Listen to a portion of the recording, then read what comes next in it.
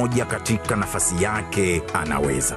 Ni wakati sasa wa Watanzania kwa umoja wetu kuiona fursa pana iliyopo katika ardhi yetu. Ni kwenda sasa kuonesha uzalendo wetu.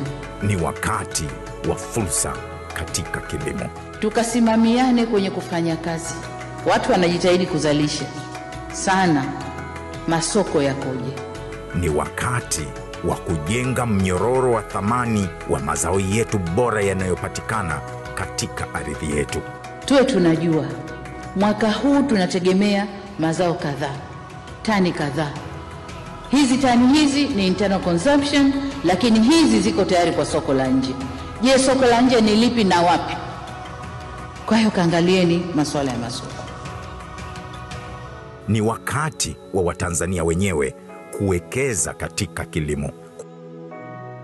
Ni wakati wa fursa